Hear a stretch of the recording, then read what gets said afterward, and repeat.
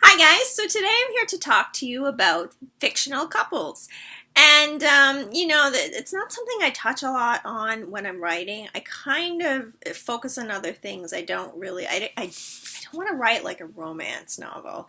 I really am opposed to that. But it's okay for other people. It's just not my thing. I think there's many of them out there, and I just find they're kind of trivial at times, and I'm not saying all of them are, but that's just me. That's just my opinion. It's not my thing. However, I will say the first book I wrote, and I will show you it because I have a tendency to talk, and then I was like, yeah, maybe I should have hauled out a book and showed them what I was talking about. So this is Fire, my first book, 2010, first book ever. And in that book, there was a couple first there was a couple. Tara, who was the protagonist, was with a guy named William. She broke up with him, got together with a guy named Jimmy, which doesn't seem like a big deal, except that they were all in a band together. So it was a little tense. And her relationship with Jimmy was pretty strong, and they got married and so on. But I never really touched on a very serious relationship in my books after that point until this new book, which is The Devil is Smooth Like Honey. And in that book I did. Now the reason why is before I started writing it, I had this idea in mind, and I actually thought it was going to be a completely different series or book from what I had been writing at the time, which was Always Be a Wolf. I pictured this male who was in a relationship with a woman who was probably, they were probably both quite sinister, probably a bit demented. I shouldn't say demented, but they definitely were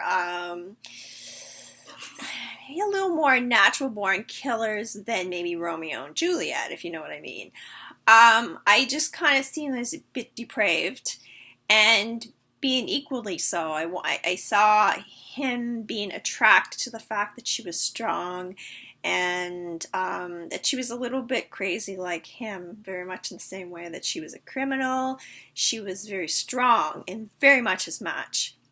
Now, I thought this was going to be a separate book altogether, and I kind of was playing around with that while writing Always Be a Wolf.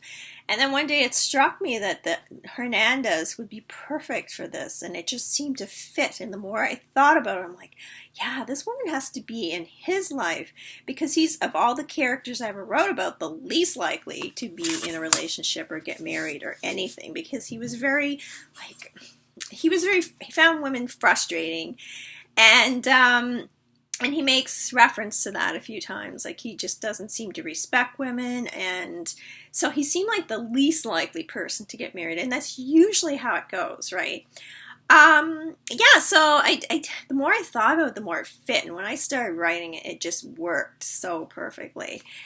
Now, the thing about this couple, and somebody actually wrote a review where they made a reference to the fact that they were the new, I forget how they put it. It was so well put too. It was not a super couple, but they were kind of the new fictional couple, but a more depraved version of that. And that's what I wanted. I wanted a couple that worked really well together, but they were not your average normal couple. I wanted them to be twisted and kind of get off on the fact that they were both twisted.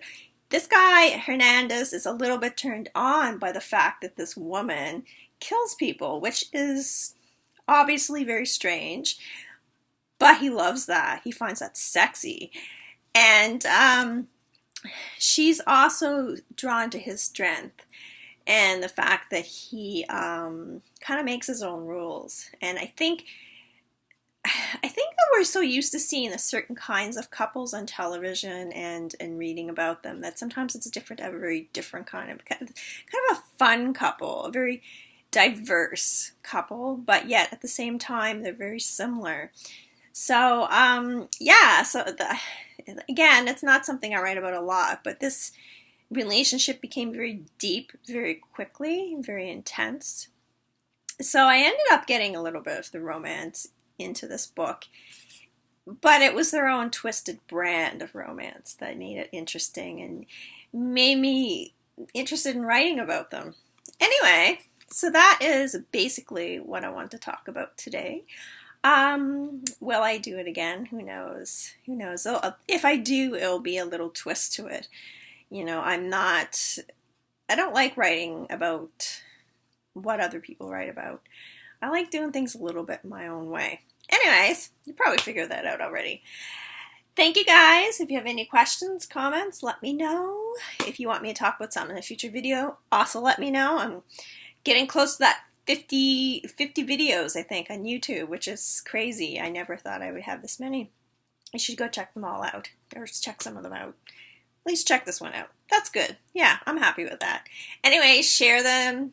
Like I say, any new ideas, I'm always happy to hear them. I usually just answer questions that people ask me anyway. So, have a great day, guys. Bye-bye.